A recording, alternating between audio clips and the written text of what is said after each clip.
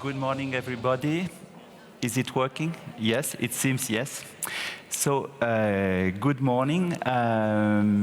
Maybe just some words of introduction. My name is Yves Lostecque, so I'm the head of the sport unit in the European Commission, so working with Chiara, Gariazzo and Androula Vassiliou.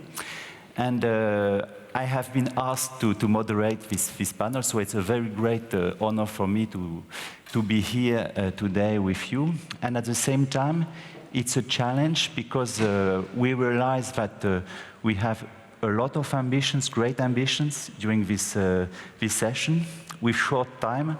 So I will not speak a lot. I will not, even if I'm French, I will not sing Edith Piaf or be very so active. So I will be a very shy and modest moderator.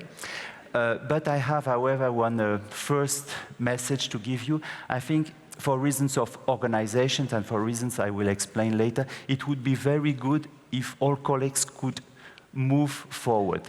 You will understand why in a few minutes. No risk, no problem. You don't have to fear any I don't know, hidden agenda. But it would be good if people could concentrate here.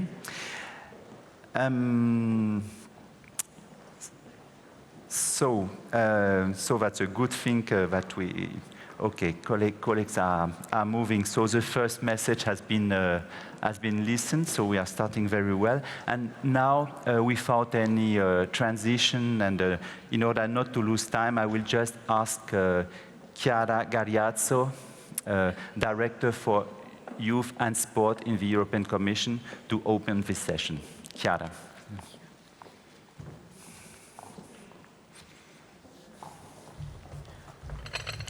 So hello again, everyone. Dear friends, Commissioner Vassiliou concluded in a meeting with Women and Sport Organization in 2011 that it was hard to reach any objective of gender equality in sport without specific actions and political and financial support. So since then, several actions have been launched, including the preparations by a group of experts of a proposal of a plan to reach gender equality in sport by 2020, and the organization of the EU Conference on Gender Equality in Sport in Vilnius last December. So these are concrete actions and that can call for further development. And today, the representatives of this group of experts are here to present the first proposal and it's a really inspirational document with concrete and challenging actions, and it is put at the disposal of everyone here to read it at the entrance of this hall. In Vilnius, I expressed already my view that the proposal for strategic actions deserved a political follow-up.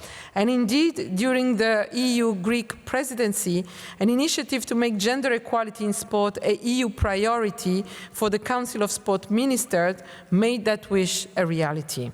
And these ministers adopted council conclusions that could lead now to the implementation of the actions proposed. So the concrete content of the conclusions will be presented here today with the chair of the Working Party on Sport of the Council of the European Union.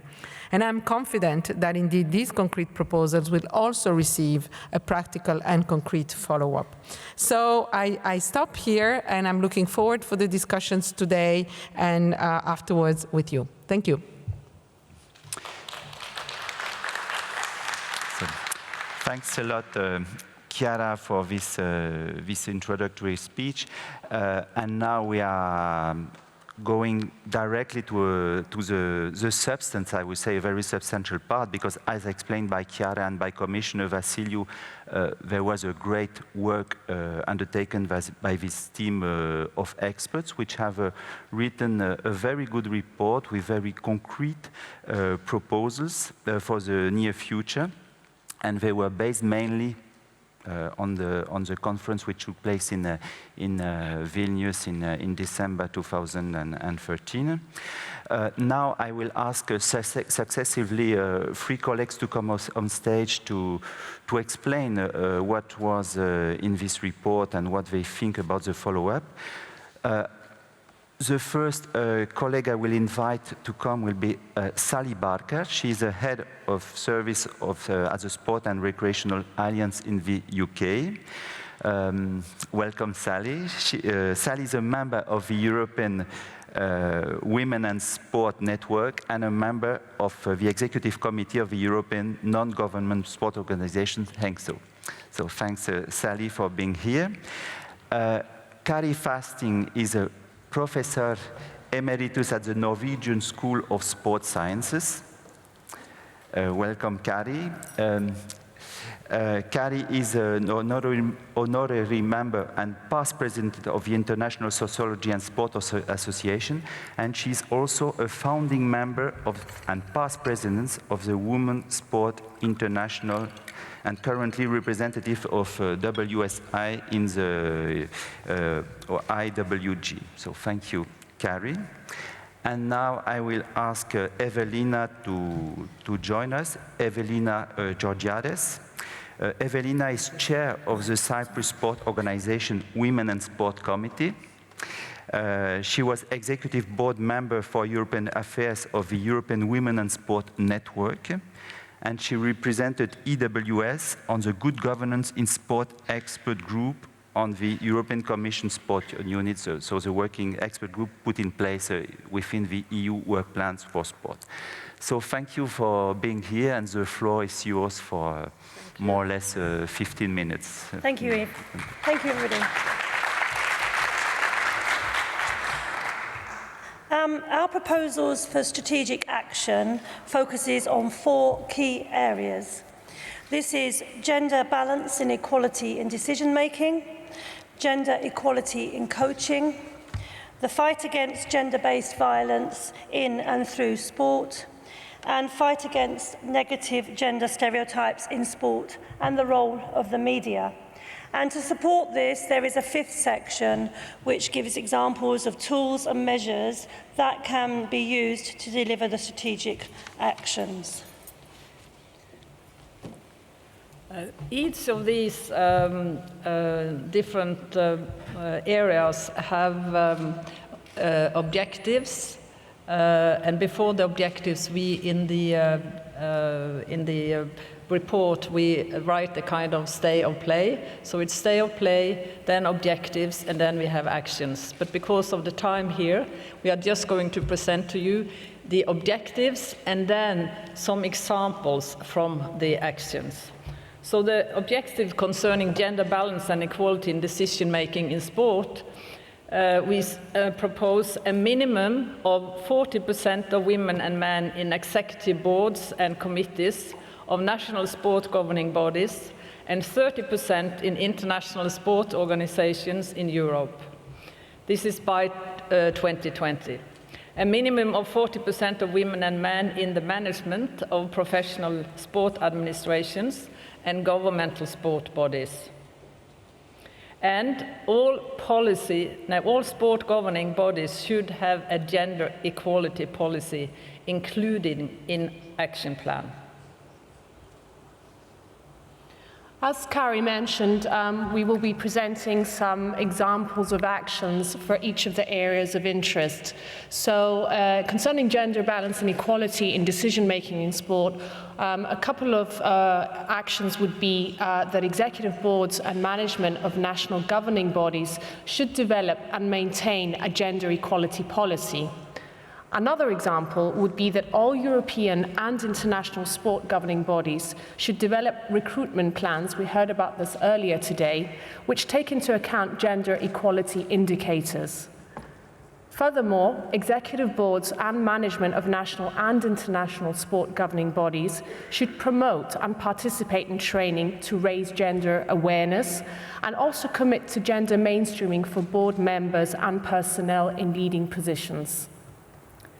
Concerning gender equality in coaching, we put up or suggest the following objectives. Women as volunteers and employed coaches make up 40% of the national coaching workforce. Women as coaches make up 30% of all the national team coaches. Evidence-based knowledge about gender and gender equality is included in coach education at all levels. So how could we reach these objectives? For example, all national and international sport governing bodies should support, develop, and implement policies which facilitate coaching by women. Consideration of employing mixed male and female coaching staff, especially for the more important national team coaches.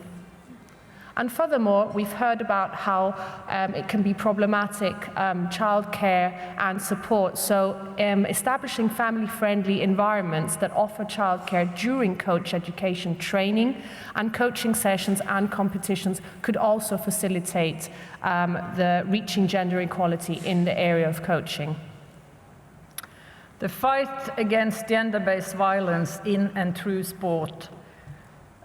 Here we think it is important that everyone has a national strategy, including a policy and legal framework and action plan grounded in evidence-based data in place in all EU member states, that preventive tools and supporting services for victims developed in all EU member states.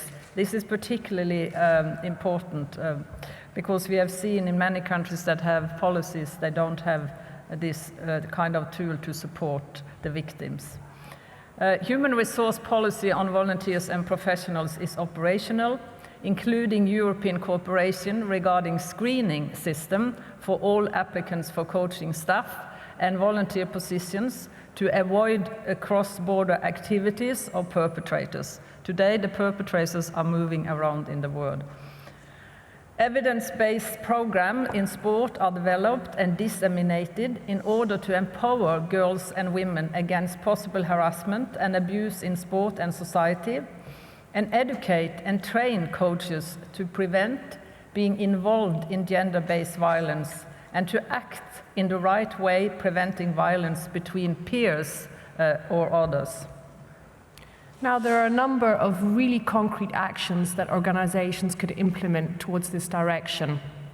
Examples include that member states should actually establish legislation. We heard about this again earlier today, that legislation is really key towards implementing the various objectives. These would include specific procedures that will support and protect all involved parties where such legislation does not exist. Another example would be that sport federations and associations should develop and implement mandatory procedures where sexual harassment and abuse occur, including the all-important complaint procedure. Furthermore, member states and sport governing bodies should develop a registration system for sexual offenders in sport and distribute this to European and international sport governing bodies, thus minimizing the chances of the perpetrators, as Kari mentioned, moving from one country to another. Concerning media and the fight against negative gender stereotypes in sport, we have the following, or suggest the following objectives. Gender stereotyping in the sport media to be reduced and a fair portrayal of both women and men achieved.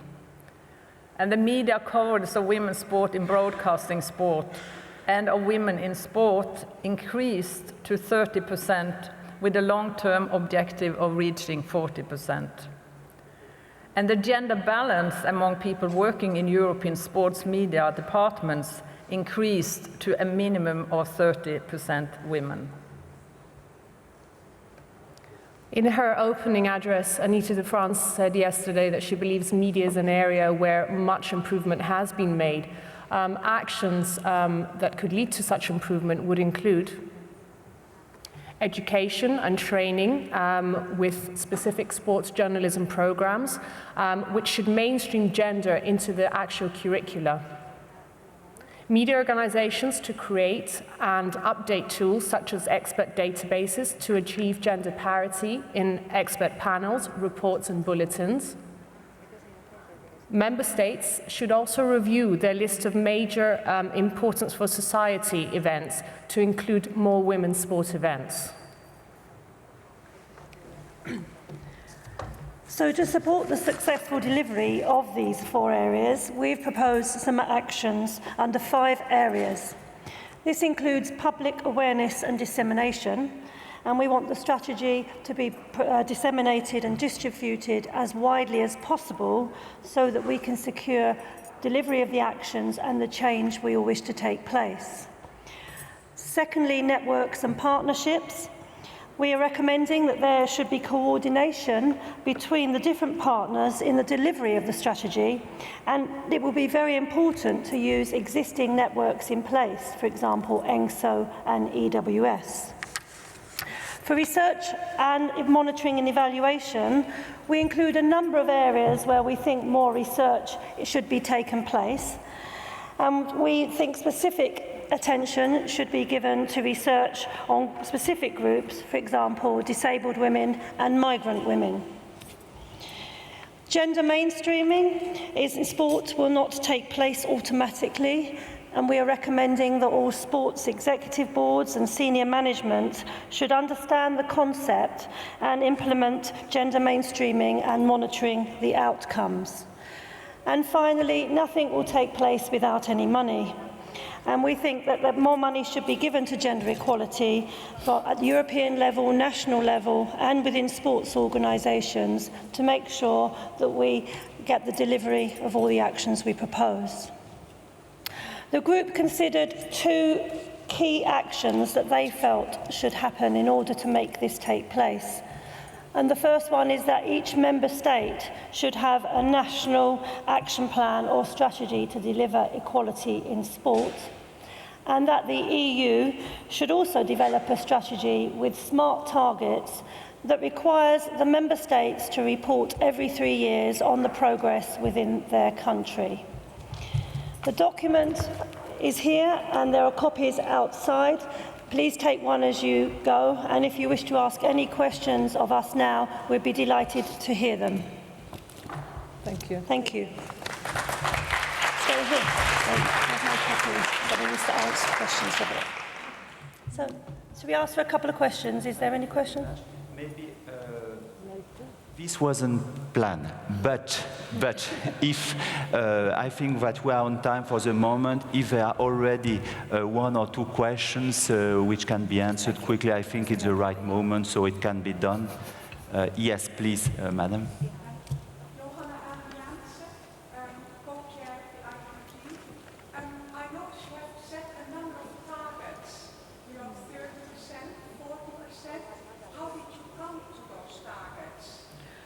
If you read the report, you see that they are based on the statistics that exist in Europe, but not in whole Europe, particularly in relation to the EU countries. Because someone will say, why don't you have 50%? And it may be that Sweden or Finland wanted 50%, but I think that's unrealistic if you look at EU countries. So thank you. I saw another question. Yes, please.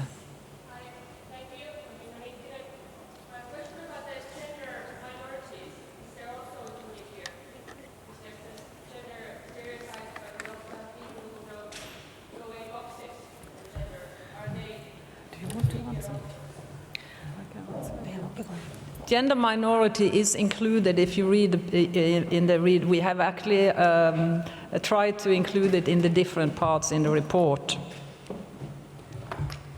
But I think that's the point we said about more research. There are some groups that we need to do more research on. Okay, maybe we can take one very last question. Yes, there is one here. Yes? Leena in Finland, thank you very much. One thing I should like to ask, if the term violence in sports will be explained more exactly in the text, because it is so easy to say that we don't have any violence because they don't understand it. Thanks.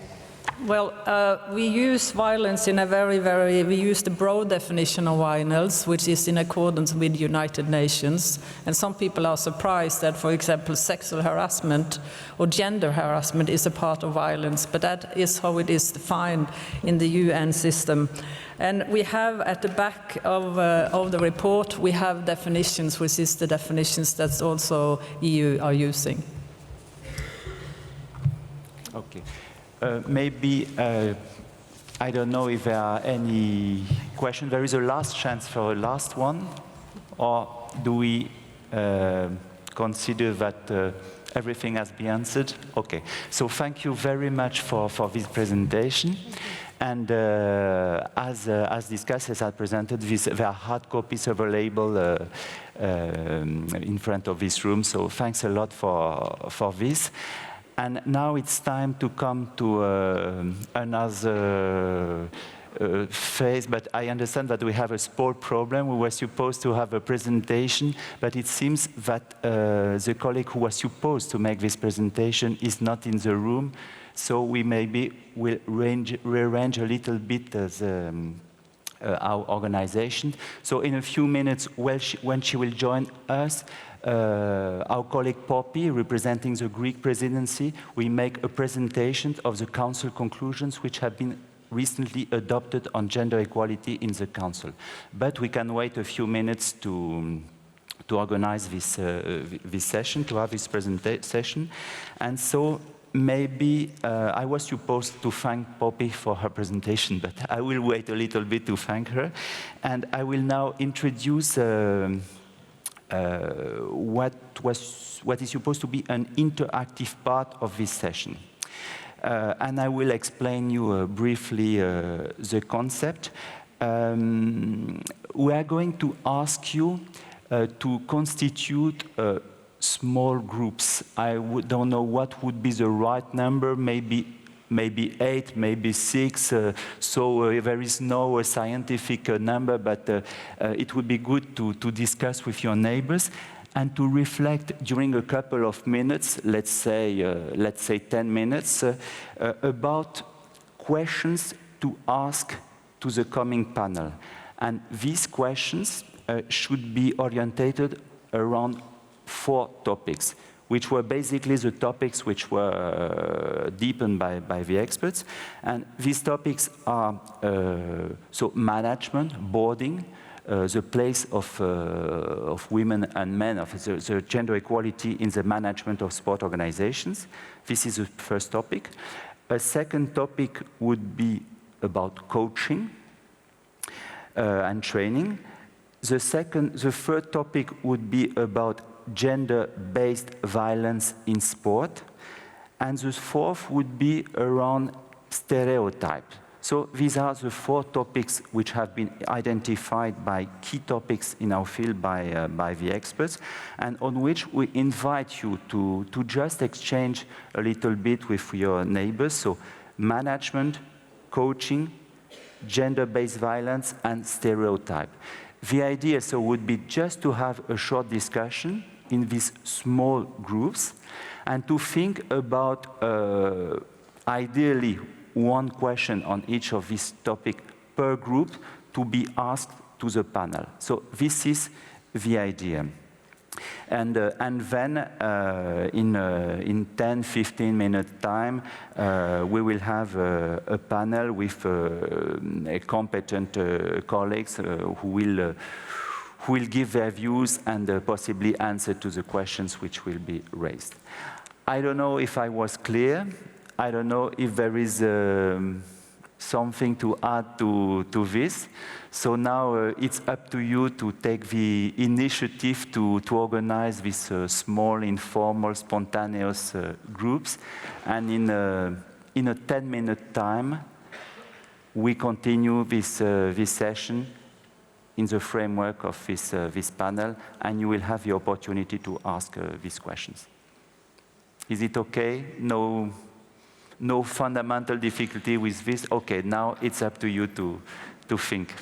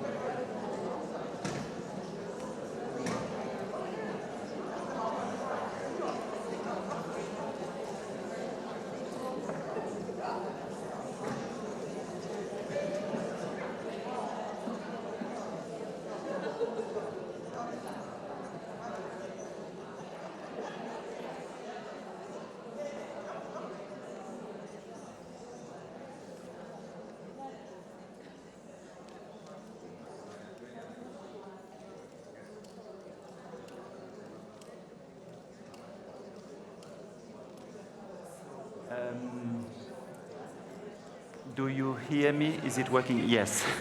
Yes, I think it's now time to finish your thinking and about the 4 topics I suggested. The very good news is that Poppy reappeared, so we will have the opportunity in a few minutes later to hear about what has been done by the presidency and the EU presidency. Now, I'm going to ask successively the 4 colleagues who will take part in the panel to come on stage. First, I will ask Karin to come. Karin Fehres. So Karin Fehres is the director of the Olympic Committee and Sport Confederation of Germany. She is also a member of the EOC Commission Youth and Sport for All, and formerly she was the Secretary General of the German University Sport Federation. So, welcome. I will ask now Sarah to come on stage. Sarah Milner-Cohen, she initially worked for the English Federation of Disability Sport and then moved to the Sports Coach UK in January 2010 and as a development leader officer for inclusion and diversity. So welcome, Sarah. Tine Tillman. Tine Tillman is a board member of the National Paralympic Committee of Denmark, as well as a board member of the National Olympic Committee and Sport Confederation of Denmark. She's also chair of the International Paralympic Committee's Women in Sport Committee and a member of the IOC Women in Sport Commission. So welcome, Tine. And last but not least, my colleague Bart. I don't know how to present him.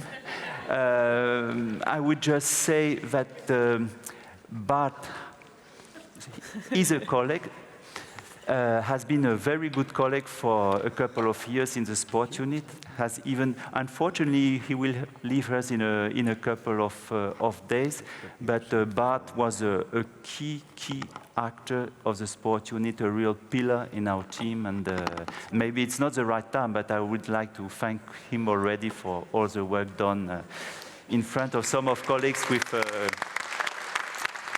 whom you cooperated.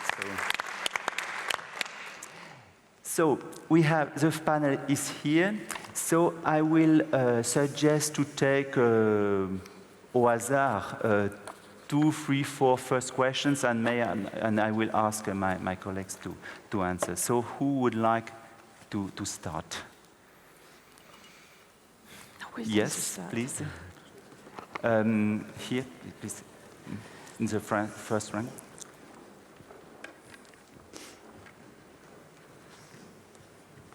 Thank you, Yves. Our question concerns quotas, and we'd like to hear your personal opinions on whether it's positive or a negative, and how you feel about quotas in general. Thanks. Thank you. Maybe we will take 1 or 2 other questions, if there are any. Is there any sign? Yes, please, in this part of the room. I did not understand that question. Hi. How can we change the picture or the image of the women in the media? How can we change the image perpetuated in the media? Thank you. And maybe we can take another one. Madame, you wanted to ask? No. It's your group. Okay, good. So maybe we can start with this. Who would like to start? Just, yes, please. So my personal opinion about quotas is it's necessary. There's no chance to change anything without it. In terms of quotas, I think they are a positive thing to have, but they shouldn't be restrictive, and they shouldn't be imposed necessarily on people. They should be used as a guidance and as a target to achieve, but should be set so that they are achievable rather than turning people off, rather than saying, you know, we're never going to achieve it, so we're not going to work towards it. I think they should be realistic, but they are a positive thing, I believe, to have in place. what we've seen in Europe, I think, is a diversity of opinions about quotas. There are countries in favor. Norway is the example, really realizing a quota, which works very well. There are other countries, what we found out in our studies, in our work, where you see there's a lot of opposition. I think there are a lot of stereotypes existing about quotas as well. Because what nobody thinks is that it should be simply introducing people to a function without any other qualifications or qualities. I think that is that's not the discussion anymore in Europe. Everybody is equal. There are many women educated well, so that should not be the discussion anymore. It's not about numbers, it's simply about qualified, and then it depends on the cultural context of a country if it works well. And sometimes it needs some pushing, sometimes it's depending on political preferences and the governments. Sometimes it's really, and that's what I think, it's also could be the policy of a sport organization itself to think about all sorts of regulations, including a quota. Well, in my work in the IPC, I am a little bit pragmatic about quotas, I think, because I personally think that quotas is a tool to increase more female participation. But when we talk about quotas in the IPC or in other areas, there's a very, very strong opposition, both from males and female politicians. So we kind of think, well, we don't want to take that fight. We want to take other fights in terms of getting more females active in politics or in participation. So it's kind of, I think it's a good tool, but it doesn't work in our organization. Mm-hmm. Too much opposition. So thank you. I think we can take another series of questions now. Yes, please, here on my right. We're coming back to the media. Eh? Sorry? Media. So yes, of course. So maybe, yes, on this one, yes, we can start a second. Please, in the order you want to. Well, a brief answer would be that it's in the document there are some recommendations on how to work with the sports organizations in ensuring that they have more diverse footage or more diverse how can you say writing about female sports. But it's not an easy task because we need female journalists also, so they can push the stories about female sport. So, but we don't have the answer to it. But in the report, there's some recommendations.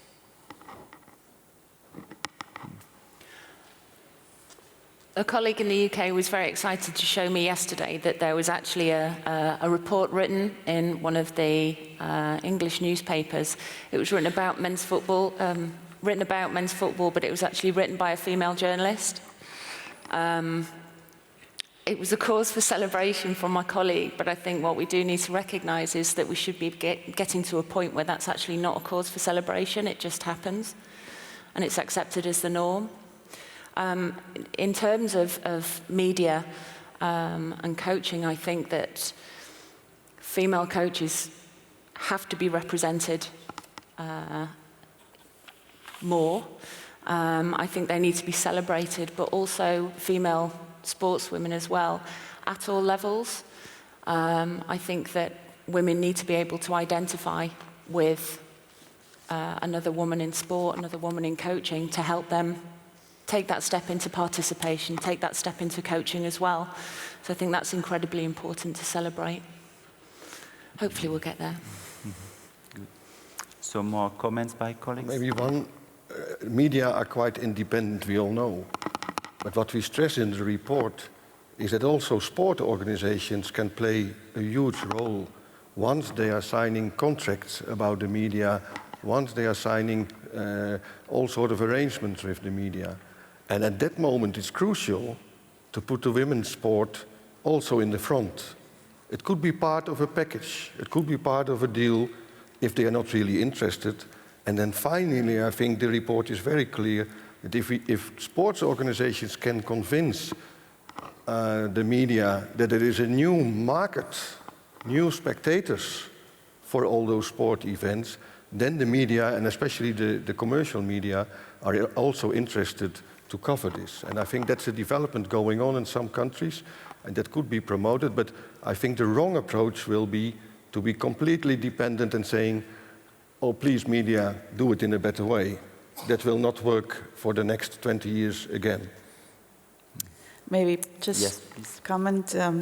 I would like to learn whether the Finnish television reports about this conference and how they do or how they did. I don't know it.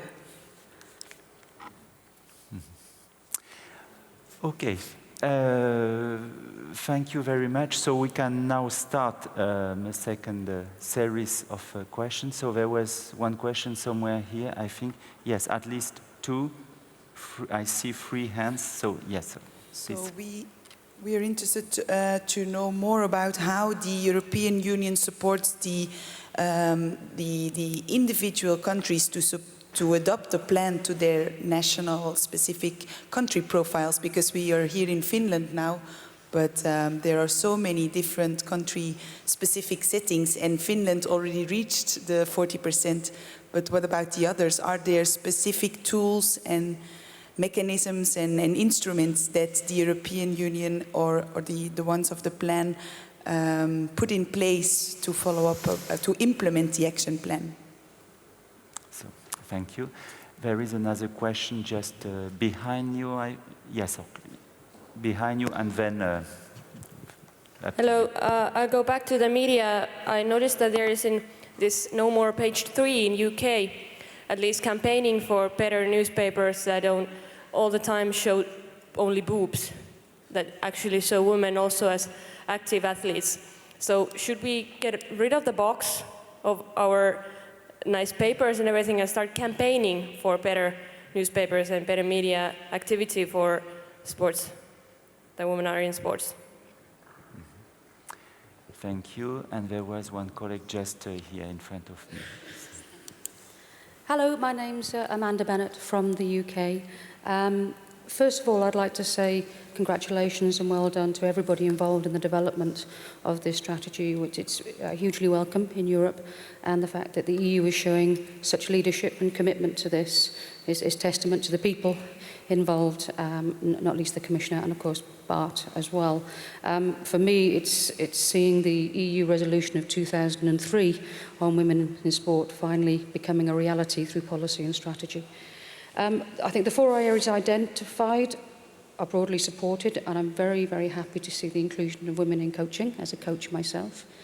My question, I'm finally getting to it, my question is about monitoring and reporting across the whole strategy. I'm just wondering if you can tell us a little bit more about how progress against the strategy objectives will be monitored and measured, who will coordinate this, and how will we know we've achieved success?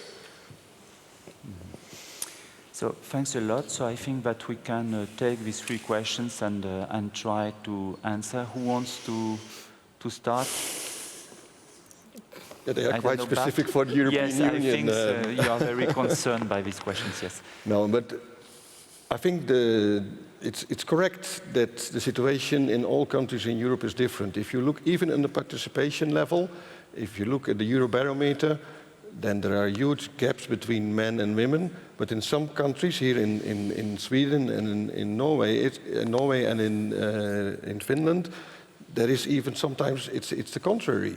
There are more female participants in sport according to the Eurobarometer than men. So then you could say, okay, we are happy, it's fine. I think the value of our approach in the European Union is that we show a holistic way where even if you think we should maintain the participant level, it's necessary that you do something on the coaching, that you do something on all those other aspects, because otherwise you will have the risk that all the girls and women will drop out soon again because of the climate in the sport. Now, the European Union is not in a position to really give, no, they are in a position to give a message to promote, to support transnational projects and studies in this field to make it even more clear to the countries what's happening in their countries compared to others. And we believe that the exchange of ideas of different approaches could be very fruitful in the future. And to support maybe even mentorship or European leadership courses so that women are better prepared for an international function. So in this way, we have a more general approach, and then every country should have its own tailor-made plan, really asking attention or take attention for those topics who need the attention in the country. And that's why we really think that that these national plans, also promoted by the ministers of sport, are of high importance. And then we could monitor, that's maybe the second question as well, we could try to monitor, to get the facts and the figures, but like in the speech of this morning was said, it's not only about facts and figures, that's good for the evidence, but it's also very important that we support ideas where the real actions are recorded, so that you know why we call it a good practice in a certain country or why it's a bad experience in another country. So I think we are discussing this issue, and I'm happy that Mrs. Murphy from the Gender Institute is here, who will present their plans. We are discussing the issues with the World Observatory on Sport, how to get everything in place, but not only for fact and figures, also for the good practices and the way you can set up policies in this sense. Other colleagues have reaction? Yes, the work Karin. in our expert group was determined by finding proposals and ways for member states and for sport organizations to create their own policy on gender equality. And in the proposal you find outside, there are the main themes, the main topics on this issue, and we believe that you can take this as a basic for your own work and to create your own equality policy. And you find in this proposal also good arguments why we choose 40% and not 30% or 35% or 50%. And why it is necessary to have more women in leadership positions or in coaching positions. So it's both. It's an argumentation, it's paper of argumentations, of arguments, and paper of proposals to create and to work with it. Thank you. Other reactions? I think as a group, we've all recognised that it's really important to not just sit around and talk about the issues that are faced in the 4 areas we were talking about, but also to put actions in place that can be just that, can be actioned. The Erasmus Plus funding, I think, will help different EU countries work together to put those actions in place, to start making the change in the different EU countries as they see fit to do that. And also, as Bart was saying as well, report on the good practice that will be gathered from those projects. I know for one, as an organisation, Sports Coach UK and ENGSO are looking to work in partnership to pull together a coaching programme, hopefully from next year. So we'll be able to get some good action, some good practice from that. Thank you. So, Gina, any particular reaction on this? I see the time running, so but maybe we will take one. I see 3 questions, so I start to be afraid. 4. So these questions should be very short, and the answers should be very short, because I understand that we have 5. Okay, 5 questions. So we must finish at 12. So let's take quickly the 5 last questions. And I will give the opportunity to the panelists to shortly answer. I just want to find out, because you've mentioned leadership coaching.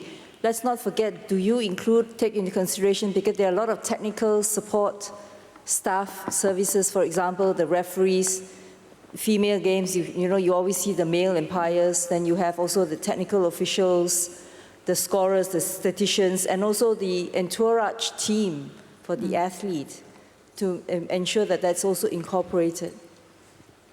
Thank you. There were, yes. My name's Cathy Hughes from the UK, and my question is, what sanctions will exist for EU member states that don't achieve actions? That's very good. Yes, please. My name is Christine Skropka. I'm from Badminton Europe, and regarding the violence in Europe, we have a lot of legislation which is against violence, not only gender violence, but how about the psychological violence? Because that's well known also from the business area. We call it mobbing or whatever, especially in management areas. Is that covered by the gender violence? Thank you. Yes.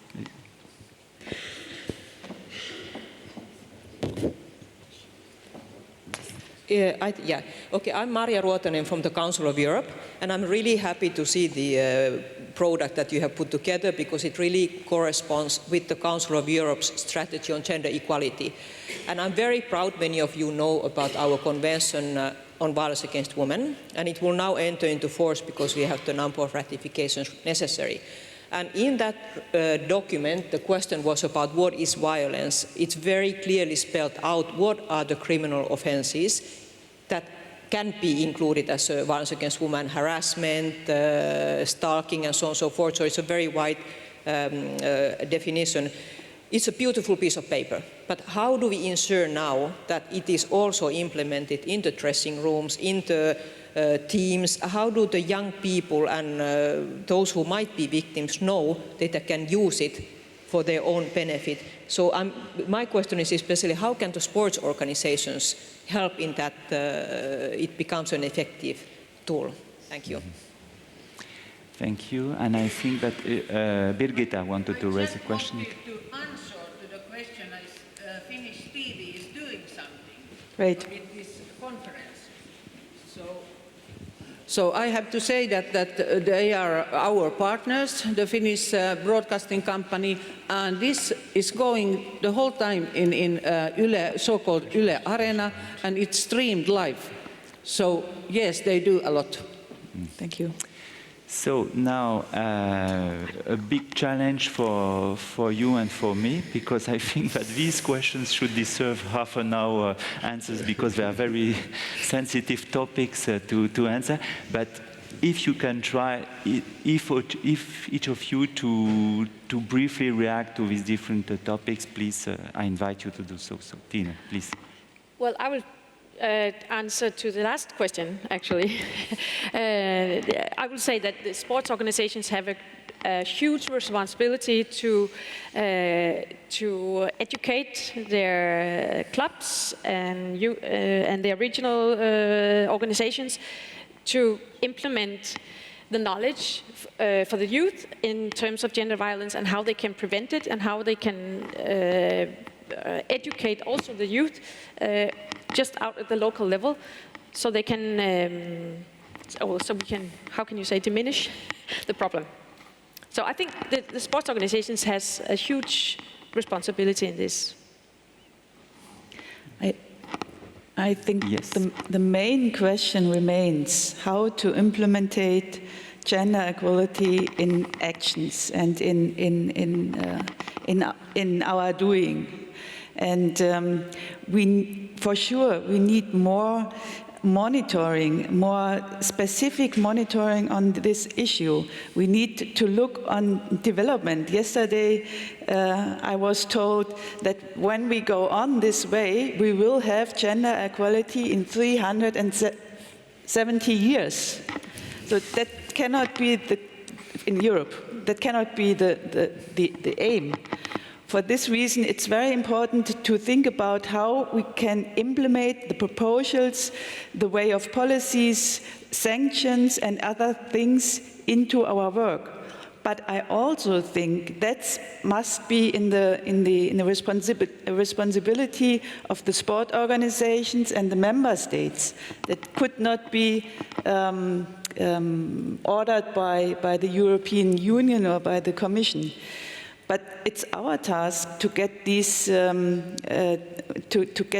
rules or new rules implemented to achieve gender equality. That's one of the reasons why I personally I'm pro quota. Thank you. Sarah? I think the objectives and the actions are based on research that's been gathered from around the EU. So they are good, solid objectives to work towards. I think in terms of sanctions, in terms of regulating that the objectives and the actions are achieved, that has to be done on a national level. So by the Olympic committees, the Paralympic committees, the sports themselves. And I think that also relates back to the safeguarding issue as well, is that sports need to take responsibility for creating their own safeguarding policies in relation to the laws of that country. Ensure that appropriately supported and trained welfare officers exist. But it does need to be done needs to be done nationally. I think that each country has to take responsibility. So now, Bart, you have the task to answer to everything which was not answered till now. I think the first question was about sanctions, if we are aware of countries where sanctions are taking place. I think it's a more general question about the tools, about the instruments we have in place, how to support gender equality in sport. There will be interesting development on gender mainstreaming through the Council of Europe. There will be Erasmus Plus funding probably for gender mainstreaming tools. But what is it about? It's about what we heard in the conference already, examples of countries where if you don't have a gender equality plan, you are not getting the funds. If it's not something in place, so it will be conditional issues which are more or less functioning in some countries in Europe, which should be also be evaluated if it will work in a country, yes or no. I think it's the way to go, to think about this sort of instruments, and the European Commission is not in the position, and especially not in the field of sport, where we only have a supplementary competence. We can only promote, we can coordinate actions, but I think with this promotion and with the exchange of good ideas, we can show how certain tools already existing in the education or in the health sectors can be used also in sport. And I fully agree with the perception that we need to support the sport organizations to pay attention on this. Because it's not something, okay, we have a meeting, finished, we have discussed the gender equality, everything is okay, which is, and it's not the core business of the sports organizations, unfortunately, but it's like that. So we have to support through different ways. The International Olympic Committee is doing great things, governments can do great things, and from now onwards, also the European Commission and the Council of Europe can do things in the future. Mm-hmm. So thank you very much. I'm aware that maybe there will be some frustration because all questions were not asked, and you did a great task in trying to answer shortly to things which could be developed, but in any case there will be as opportunities to develop, to continue these discussions on a bilateral way. So really thank you very much for this participation and for your answers. So thank you. So, and now we can come back to what was planned normally at the beginning of our session. I will ask our Greek colleague Poppy to come on stage. Poppy has a lot of experience in sport. I will not go through all her background. Just to mention maybe the most recent one, Poppy was chairing the working party on sport, the council working party on sport during the last month, and so was chairing this group, which was at the origin of the adoption of council conclusions on gender equality of sport. So POPI has played a key role in gender equality in the last few months. So it's up to you to make your presentation, knowing that we have a time constraint of 10 minutes, really 10 minutes. 10 minutes, and I will be very severe. So it's up to you, Poppy. Where are the slides? So, okay, I do myself. Yes. So Here. see your own there. Okay. And when you press next, it changes. Okay. And back. You go to the beginning. Be very close. Okay. Thank you. Thank you, Yves. Thank you, my friend. And I thank you all for in advance for your understanding.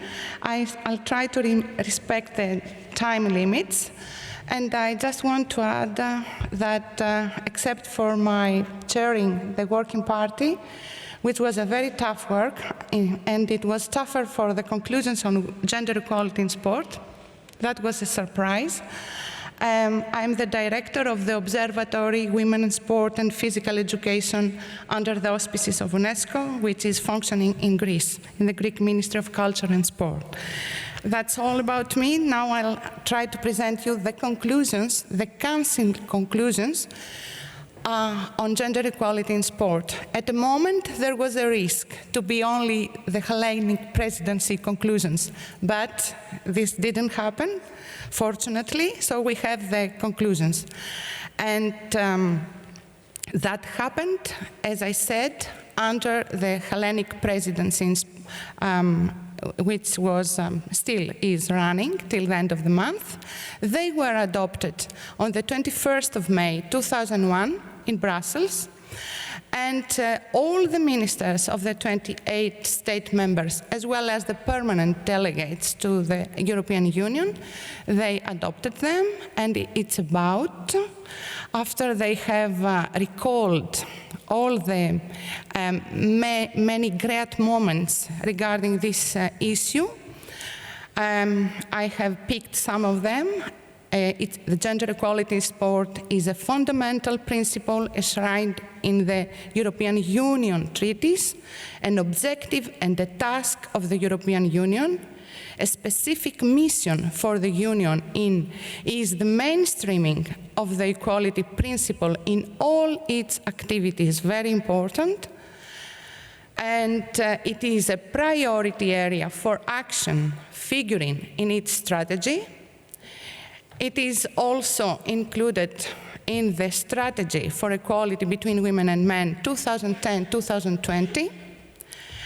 And they also recalled the European Union Conference on Gender Equality in Sport in Vilnius 2013, which was together with the work done in the expert groups, ad hoc expert groups for gender equality, the basis for these conclusions, excepting for all the other input mentioned here in summary.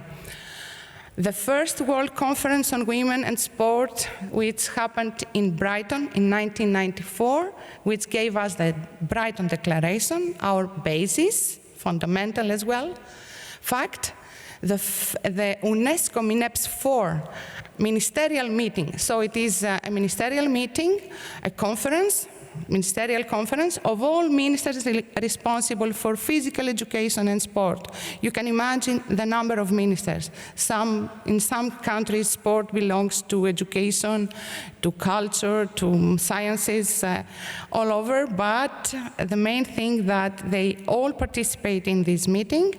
It happened in Athens in 2004, and there was adopted the Greek proposal on establishing the observatory. That we heard also yesterday, the new IOC president, Dr. Thomas Bach, and he was very optimistic of its future. We hope also to cooperate in an excellent spirit, as we did so far. The UNESCO MINEPS 5 meeting that happened in Berlin last May, it ended on the 31st of May last year.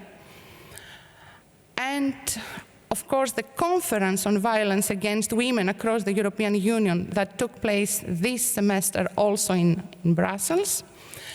And it was about the abuse at home, violence abuse at home, in public, online, etc. And then comes an initiative that was taken by the Hellenic presidency in sport, and we organized a seminar on gender-based violence in sport, minors protection, which is a crucial theme also for the Council of Europe.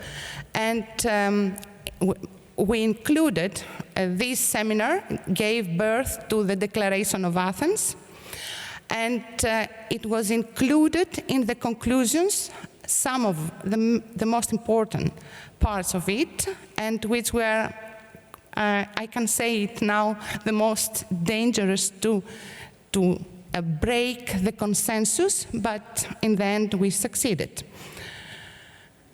The ministers acknowledged also the significant progress made in this field, in gender equality of sport, in certain only member states, at local also, regional, European and international levels.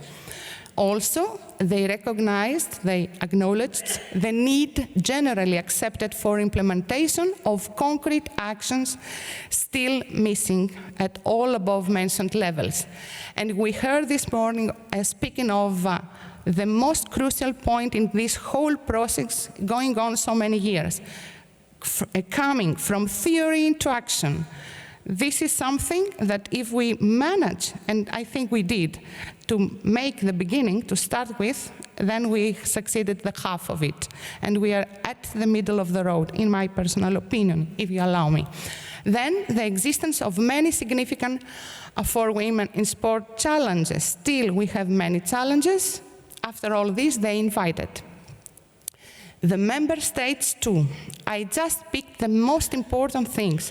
Consider developing and maintaining national action plans, general agreements, or strategy is the word coming again and again, in close cooperation with the sport movement. Otherwise, it doesn't work.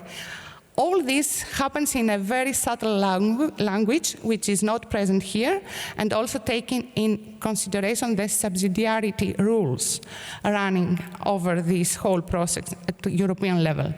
The sport administration and decision-making context at all levels, they should take it also into consideration, and developing policies and programs for eliminating gender stereotypes, studies, research, statistical data.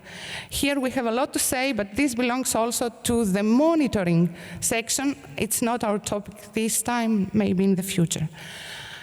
Also, in the field of the prevention, they should, member states, promote prevention on gender-based violence in sport from an early age is the vocabulary I used before, protection of minors, very crucial, and protect the victims and potential victims and, of sexual harassment in sport. They should seek for exchange of best practices and experience in this field, exchange their own experiences. Then they should consider the opportunity to present it during the preparation and hosting of major sport events to run prevention campaigns and raise awareness on human trafficking for the purpose of sexual exploitation. This is a topic that presented a big problem during the working party meetings. But finally, we included it. Then the Council invites the Member States and the Commission together to develop with the sport organizations adequate and proportional measures in accordance with the national and European Union law and applicable data protection legislation, another difficult word, to verify the suitability of persons working in the field of sport, especially with minors. Again, we stress this fact.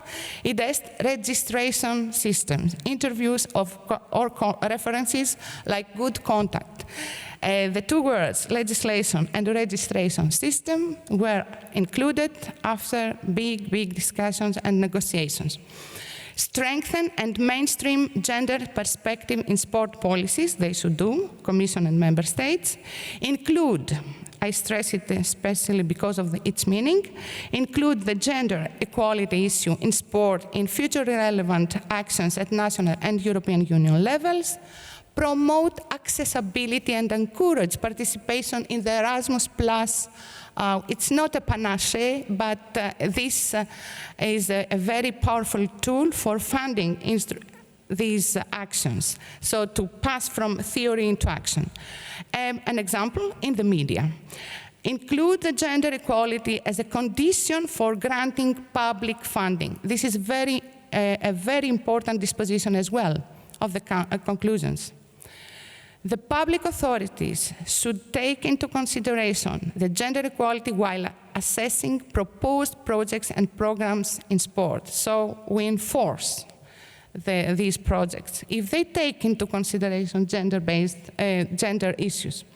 Establish a set of guidelines.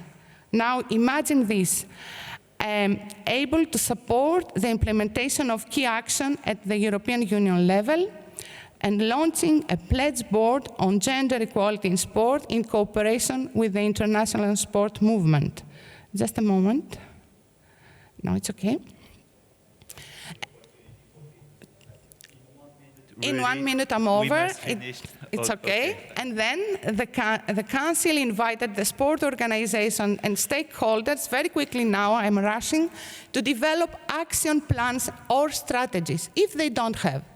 Underline the value of diversity, mainstream the gender equality in sport, include specific measures and procedures regarding gender-based violence in codes of ethics and target measures, hotlines, or other services to prevent and promote protection, promote non-sexist media sport coverage, increase gender equality balance in executive boards. Very important. This domain is really suffering. Administration is the weakest link for our progress. And remove non-legislative obstacles preventing women from getting involved in all fields of sport. Invite the Commission, and I'm over, to mainstream gender perspective in all aspects of sport policy and eliminate stereotypes where present. Active cooperate with all social partners and promote the structured dialogue with the sport movement, support transnational activities, intergovernmental, transnational. These are words that are not modern, needed to be practiced. On the implementation of national and international strategic actions within the Erasmus Plus program, conduct research in cooperation with the European Institute of Gender Equality, very important, its monitoring mission, and launch a specific study to assess the nature and extent of gender-based violence in sport. It's another child of our seminar in Greece.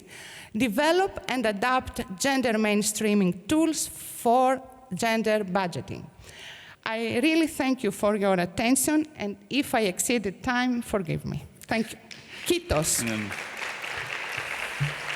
So thank you very much, Poppy, for this presentation, and you will have the opportunity to discuss with colleagues and explain more about these important conclusions. So now we come really to the last presentations of this session. We come to the next steps. So there will be a series of a short presentation. The first one being from Karin Thuree. Karin is the present chair of EWS, European Women in Sport Steering Group, and she is a previous member of the executive committee of the Swedish Sport Confederation. So welcome, Kristina. I know that it was not, normally we were not under such a time pressure, but now I will ask the last colleagues to try to be really short, so you have the floor. Of course, we try to do that. First of all, thank you for inviting me and EWS to this seminar, and especially to the work, the challenging work that now comes, the next steps. First of all, the EWS, shortly what it is, it's a network within Europe sport a network with colleagues, researchers, etc., all around Europe from each country. Also experts in this area of gender equality. There's also a steering group consisting of 5 to 7 members, where I am the chair now. Sweden has the chairmanship. The network is around Europe and should communicate through an active website, homepage. We're about to reallocate in this and restart it, so it will be a very active homepage. We also communicate in the network through seminars, workshops, where the network will be invited, and every second year to a conference. The next conference will be arranged in Sweden next autumn 2015. At this network, the important thing is to exchange ideas, exchange good examples of practice to further this work on. So what can we contribute in implementing the EU strategy plan? As we see it, EWS is a vehicle in running this and supporting this strategy plan to be implemented. As I said, point of contact through the website, through seminars with good practices, bad experiences, to share between each other to make the best out of the work in the different countries. To gather information and research, doing the groundwork, being part of the monitoring and supporting. So we're looking forward to this work very strongly. The document is perfect. It's the Bible for us now to use and to get it implemented. And we will do this work together with, of course, EU Council of Europe, also the sport organizations, and especially ENGSO. Thank you for attention.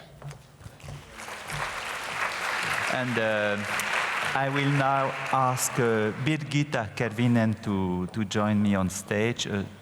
No need to present you because everybody saw you yesterday in different opportunities, so the floor is yours. Dear friends, first of all, I would like also, as Kristina, to say congratulations for the excellent work. I think this is an example how the GOs and NGOs can cooperate. We sport organizations, of course, we are aware of that we are independent, we are autonomy, but on the other hand also we cooperate with the politicians and the political institutes. And I would like to say thank you very much to the European Commission, especially to Madam Commissioner and her staff, that she took the political responsibility. She took the message from ENGSO, European Women and Sport, and IWG. And thank you also to the Greece presidency. I think that this has been a great success that 28 member states, ministers of sport, have signed this paper. And it's another example that there is the political strong support to the sport organizations. So then there is the question, what are we doing? How can we implement this program? And representing ENGSO here, so as long I can influence on the future, and I am sure that the successor after me will also continue, we will now, for example, have a proposal of a project concerning coaching. And we have been very active with WILD and Enter project on the mentoring projects. And of course, ENGSO Youth has been very active also in the youth side with the project of sexual harassment. So we try to do our best in the future as well, and what we have done until now. And I have to say that presenting the 40 European Olympic committees or sport umbrellas as an ENGSO president. So I can see that there are a lot to do at the moment. As I said already earlier, that we are very happy that we have now been announced by the European Olympic Committee as a strategical partner. And that gives us also the opportunity to have a bigger influence inside the sport movement. With these short words, I took the notice of your wish to be very short, so I would like to thank you for your attention. Thank you. Merci beaucoup. Thank you very much, Birgitta. And I will now ask Teresa Murphy, representing the European Institute of Gender Equality, to join me, to come and to comment also shortly, please. So thank you very much. Cordia. It's difficult to be so short because I would love to present EIGA to you properly. So you have heard the European Institute for Gender Equality mentioned quite a few times this morning. So I will try very briefly to tell you about it in the hope to make you very, very curious and to visit the website. EIGA has a vision to make the gender equality a reality for all Europeans and beyond. We are an independent European agency working with the Commission, the Member States, the European Parliament to realise this vision. Our mission is to become the knowledge centre for gender equality in Europe.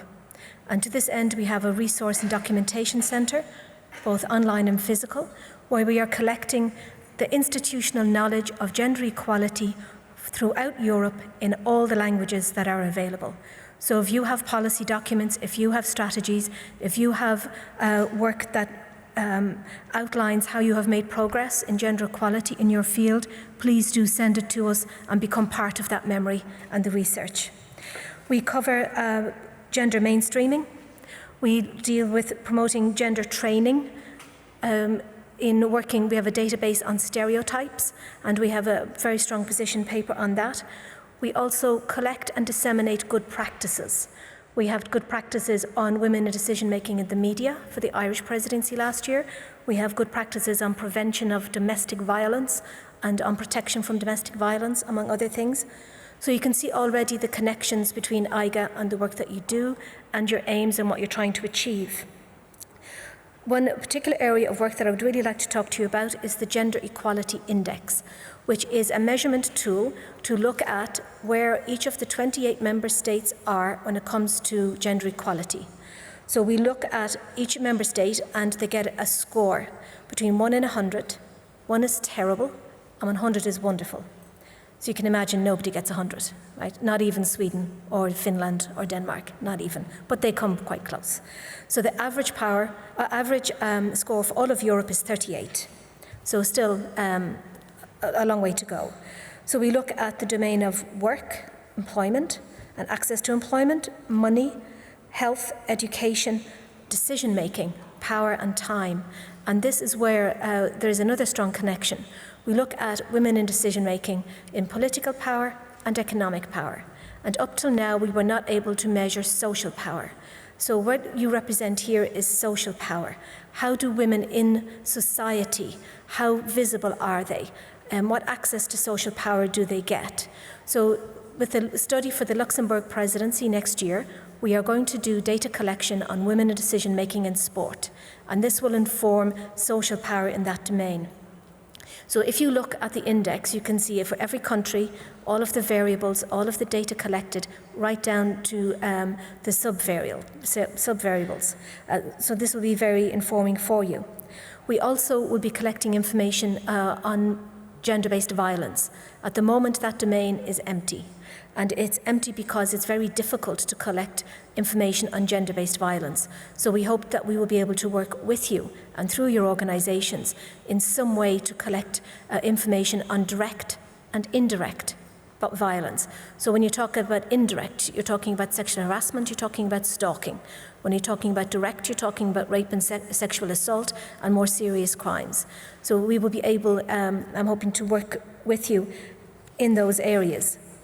I see that the proposal that has been presented to you in the strategy calls for 40% of sharing of decision-making between men and women, and what we would hope to do with the index is to give you a benchmark this year where you are now, and that you will be able to measure your progress going forward. What this will be, it won't just be a measure sitting there on its own. What we do at the index is we have an analysis. We include these figures in an analysis, a societal analysis of gender equality. And so the impact of how the results for decision-making in sport, the impact of that changing or not changing will be analysed in the whole context of gender equality in the European Union. And it will then have a momentum for making very strong arguments for progress to be made at the member states. So it's not a measurement that sits there in this gorgeous report. It's purple, just like the one for equality in sport, and it looks very nice. And it's not going to sit there collecting dust. It actually has its own momentum for change. And that's very important for you to remember. And I hope that will be useful for you in your work going into the future. And one thing just to say is that nothing has ever happened with regard to equality between women and men without positive action. And what the evidence shows is that you need a commitment, such as been given by Commissioner Vassiliou this morning, where she is the Commissioner for Sport, that unless you have that commitment mirrored at the member state level with all of the ministers for sports, very little will happen.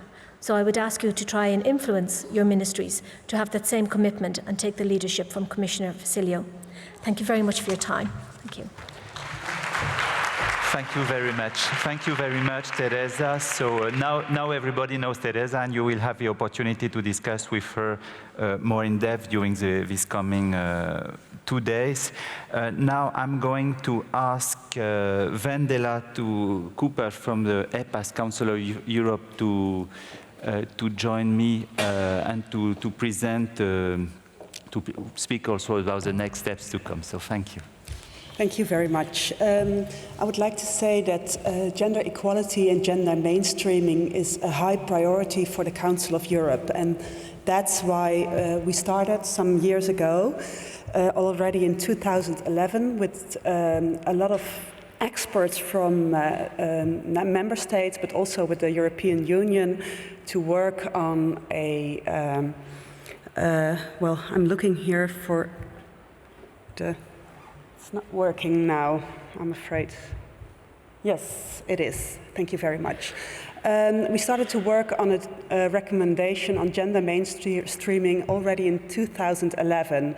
The process was that we had 3 meetings and we finalized the draft recommendation in 2013 in Vilnius. And it was approved by the governing board in 2014 in April. So, the recommendation, what was the process further?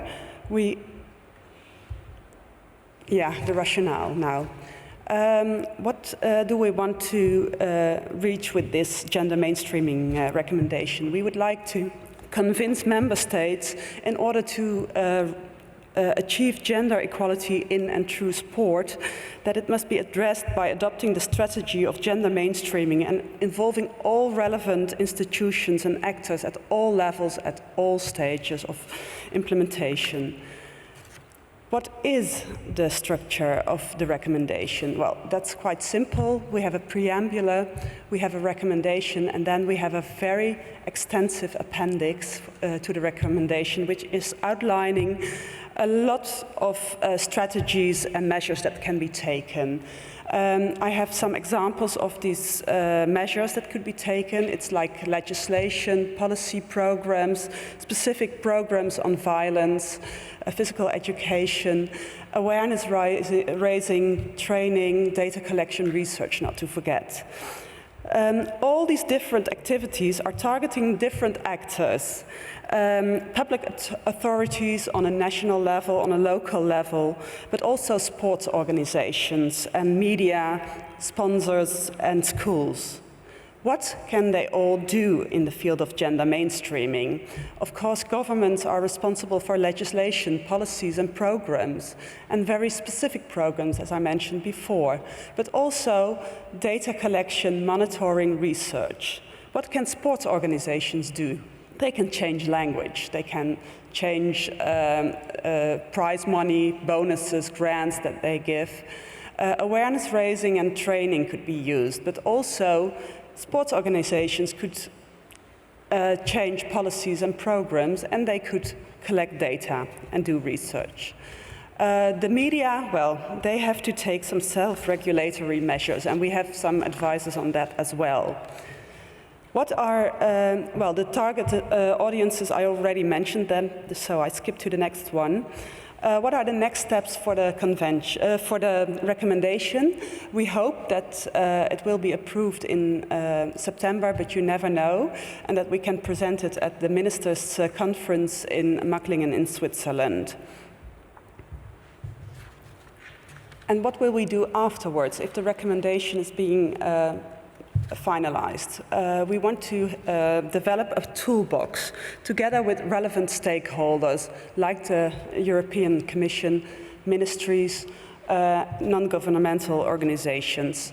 The expected results we want to have with this toolbox is we have tools. We would like to develop tools to increase the participation of women in sport.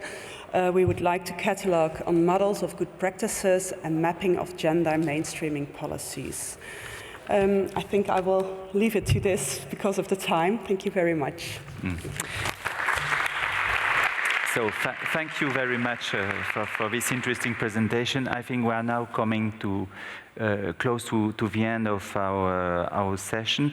We have heard about the past, all the things which have been done during this very intensive year. We have heard about ideas. We have heard also about next steps, possible next steps to come in different directions. Now I will ask Chiara, Director for Youth and Sport, to come on stage and to conclude, to take on board on this and to conclude this session. So thank you, Chiara.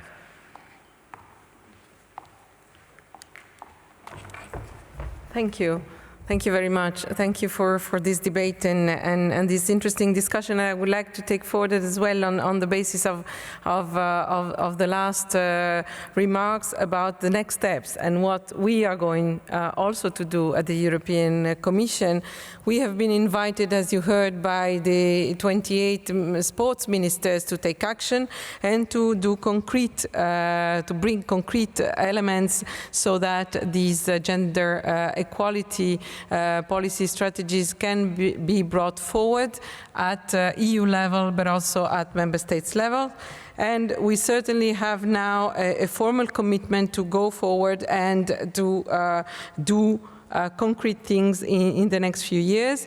As already mentioned before, we also have these gender equality actions very prominent in our EU action plan on sport, which is going to guide and be the framework of our actions for the next years to come.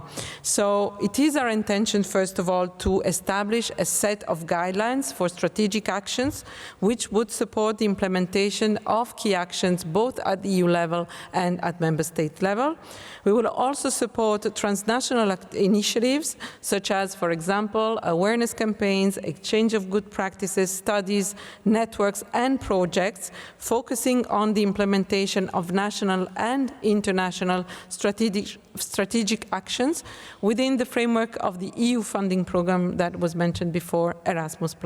But not only that, I mean, there are other sources of funding in the EU, for example, also the social fund, which can also help, for example, in training in this respect, but also with the work of the European Institute on Gender Equality.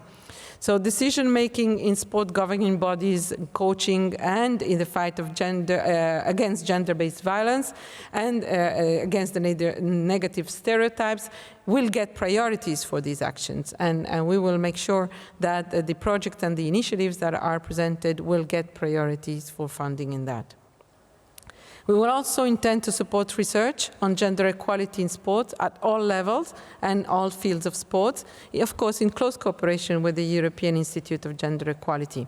And in addition, we are planning to launch a specific study to assess the nature and extent of gender-based violence in sport. We certainly consider also the launching, in cooperation with the international sport bodies, of a pledge board on gender equality in sport. And I mentioned already this morning what this pledge board could really have the potential of making a difference if the results are also made public. And we certainly also advocate that sport be included as an important topic in the next EU policy on gender equality, which starting from 2015. And I also call upon you to do similar advocating actions at national level and cooperate with gender equality organizations to that end. So we are ready to promote active cooperation between all relevant social partners as well in the framework of the EU social dialogue, and with the sport movement, of course, in the framework of the EU Sport Forum that we, as the European Commission, are organizing, and of course, in the next one, which will take place in Milan in early December. This topic would most probably be discussed within the forum and with sport organizations. So I am confident that will just be the start of several activities at EU level, and I do hope that this attention will also generate more action in the member states and from all stakeholders in the sport field. Thank you very much. So thank you very much, Chiara. So you see that many things have happened during the last month or year, and we have a big expectation and some projects and some ideas for the near future. So it will remain a priority, and even we will strengthen this priority in our policy. It's now time really to conclude. So thank you very much for your active participation. Sorry also because it was a little bit a session commando or course de vitesse at the end, and we have to run and to run against time. Two last remarks to conclude. As it was mentioned before, we invite you really to have a careful look at the report, the expert report, which is really good and interesting, and hard copies are somewhere in front of the room. And the last word will say that will be to say that Chiara mentioned Erasmus+. It was mentioned also during this morning session by other colleagues. There will be a specific ENGSO workshop this afternoon where this issue will also be tackled. So for those of you who are interested, this will be a good opportunity to hear about this. So thank you very much, and see you.